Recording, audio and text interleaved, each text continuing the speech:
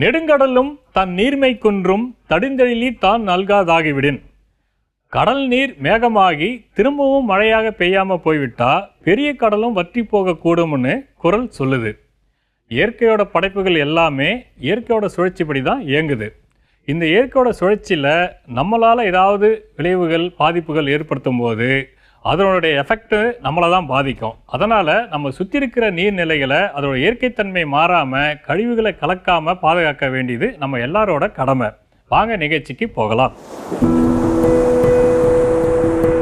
சென்னையின் பாரிமுனை தொடங்கி பெசன்ட் நகர் வரை மிக நீளமான 13 கிலோமீட்டர் தூரம் கொண்ட மெரினா கடற்கரையில் அண்ணா சதுக்கம் முதல் கலங்கரை விளக்கம் வரையிலான பகுதி புகழ்பெற்ற சுற்றுலா பகுதியாகும். மெரினா கடற்கரைக்கும் எளிய மக்களுக்கும் நீண்டகால பந்தம் உண்டு. சுற்றியும் மாட்டாங்குப்பம், நடுக்குப்பம், நொச்சிக்குப்பம் ஆகிய மீனவ குடியிருப்புகள் உள்ளன. கடலை நம்பிய அம்மக்களின் வாழ்வாதார பகுதி இது. மெரினா கடற்கரையில் மழைக்காலம் தவிர மற்ற நேரங்களில் பொதுமக்கள் வருவார்கள். விடுமுறை காலம், பண்டிகை காலங்களில் கூட்டம் அலை மோதும். சென்னை வாழ் மக்களின் விலையில்லா பொழுதுபோக்கு இடம் மெரினா கடற்கரை தான். அப்படி வரும் பொதுமக்களை நம்பி தள்ளுவண்டியில் வியாபாரம் செய்யும் ஆயிரக்கணக்கான வியாபாரிகள் உள்ளனர். சுண்டல், ஐஸ்கிரீம் வண்டிகளும் கரும்புச்சாறு, ஜூஸ் கடைகளும் இருக்கின்றன.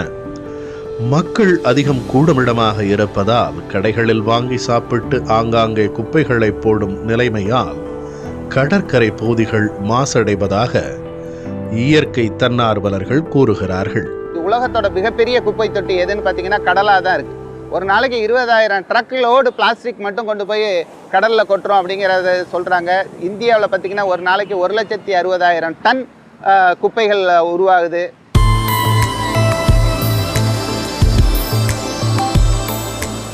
எப்போதுமே பரபரப்பாக இருக்கும், பலருக்கும் வாழ்வளிக்கிற மெரினா கடற்கரையை தூய்மையாக வைத்துக் கொள்வது சுற்றுப்புற சூழலுக்கு நன்மை பயக்கும்.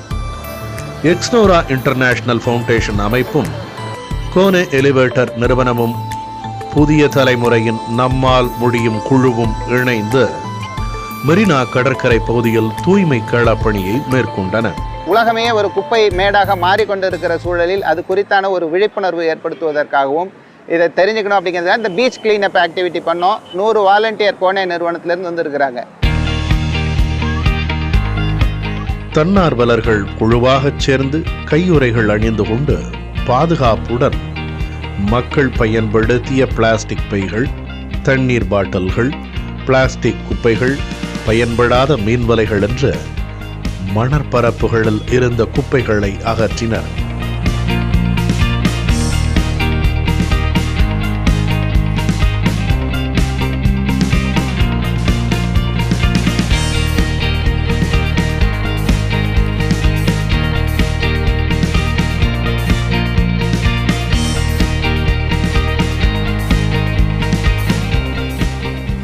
நிறைய சின்ன சின்ன பொருளாக இருக்குது. கண்ணாடி பாட்டிலோட கேப்பு இதெல்லாமே இருக்குது.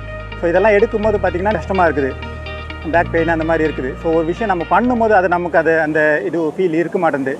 ஒரு பாட்டில் துண்டு போடும்போதோ ஒரு கேப் போடும்போதோ அதை நம்ம யோசிக்கிறதே இல்லை. அதை க்ளீன் பண்ணும்போது அவ்வளோ பெயின்ஃபுல்லாக இருக்குது.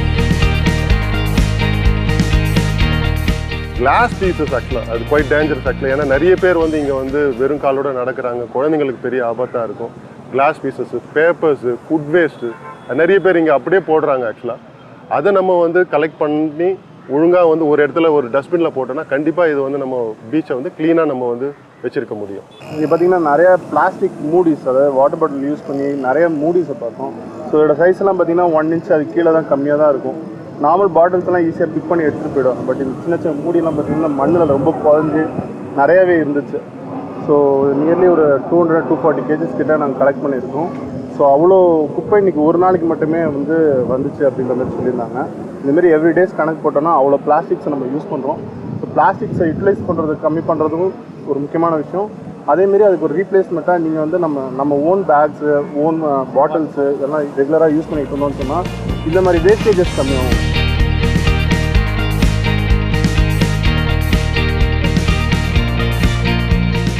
feel one satisfaction that okay, this is a little step towards my nature, that okay, I'm giving a little bit contribution towards it. So I'm happy, I'm so much happy. கடற்கரைக்கு வரும் மக்கள் தாங்கள் பயன்படுத்திய பொருள்களை கடற்கரை பகுதிகளில் போடாமல் குப்பை தொட்டியில் போட்டால் மட்டுமே கடற்கரை மாசுபடுவதை தடுக்க முடியும்.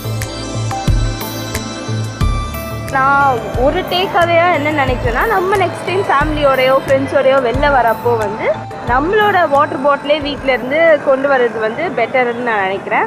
ஏன்னா வந்து அட்லீஸ்ட் நம்ம வெளிலேருந்து வாங்கி நம்ம பொல்யூட் பண்ணுறதோ அதை நம்ம குறைக்கலாம். நம்ம இனிஷியேட்டிவ் எடுத்தால் தான் நெக்ஸ்ட்டு அடுத்தது ஜென்ரேஷனில் நம்மளை பார்த்து 4 பேர் பண்ணுவாங்க. ஸோ நம்ம ஃபஸ்ட்டு அதை சேஞ்சு கொண்டு வரணும்.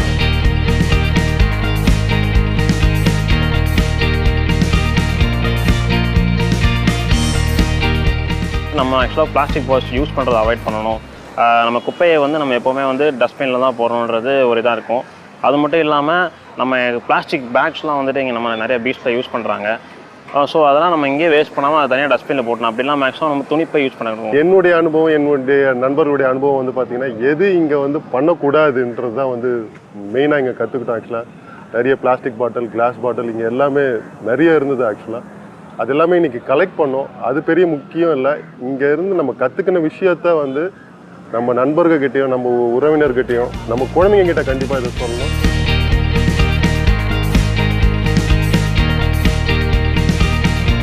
இப்போ பக்கத்தில் ஒரு சின்ன சின்ன கடைகள் இருக்குது, அதில் நம்ம சாப்பிட்டுட்டு அந்த பிளாஸ்டிக் வேஸ்ட்டெல்லாம் அப்படியே அந்த பீச் மண்ணிலே போட்டுரும்.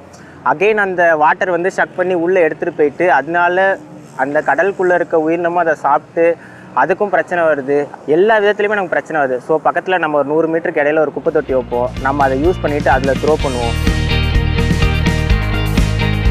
தன்னார்வலர்கள் குழுக்களாக பிரிந்து தாங்கள் சேகரித்த குப்பைகளை எடை போட்டு குறித்து வைத்துக் கொண்டனர். குறிப்பிட்ட கால நேரத்தில் குறிப்பிட்ட பகுதிகளில் எவ்வளவு குப்பைகளை சேகரித்தோம் என்று கணக்கீடு செய்தனர். ஒரு மணி நேரத்தில் கிட்டத்தட்ட 240 கிலோ வந்து வேஸ்ட் எடுத்திருக்கோம். நம்ம பார்க்கும்போது இது ரொம்ப க்ளீனாக இருக்க மாதிரி தான் இருக்குது. ஆனால் 1 ஹவரில் 240 kgன்றது எனக்கு தெரிஞ்சு ரொம்ப பெரிய நம்பர்ஸ் தான். நம்ம பார்க்குற சின்ன சின்ன விஷயங்கள் வந்து கொண்டு வர சின்ன சின்ன விஷயங்கள் எவ்வளோ இம்பேக்ட் ஆகுது இந்த பீச்சில் அப்படின்றது எங்களுக்கு கொஞ்சம் எனக்கு ஒரு பெரிய விழிப்புணர்வாக இருந்தது இந்த ஆக்டிவிட்டி.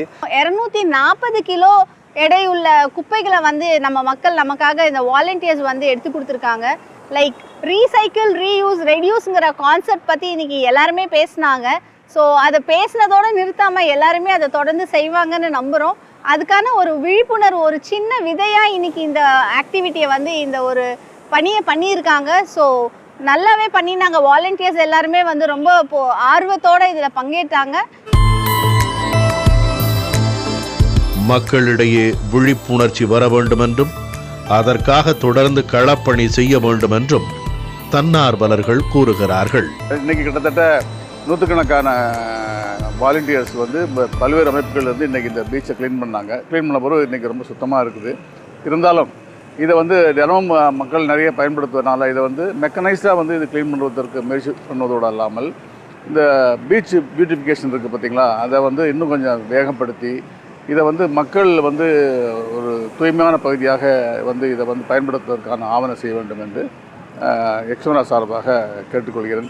தமிழகத்தில் இந்த சுற்றுச்சூழல் குறித்து ஒரு மிகப்பெரிய விழிப்புணர்வை ஏற்படுத்தி இருக்கிறது என்று சொன்னால் அது புதிய தலைமுறையின் நம்மால் முடியும் குழு. அதாவது பட்டி தொட்டிகளிலெல்லாம் அங்கே இருக்கிற இளைஞர்களை ஊக்குவித்து அவர்களை செயல்பட வைத்திருக்கிற இந்த நம்மால் முடியும் குழு இன்றைக்கு எக்ஸ்னோரா, கோனே போன்ற கோனே நிறுவனத்தின் பங்களிப்போடு இன்றைக்கு இந்த நிகழ்வு வெற்றிகரமாக நடந்திருக்கிறது.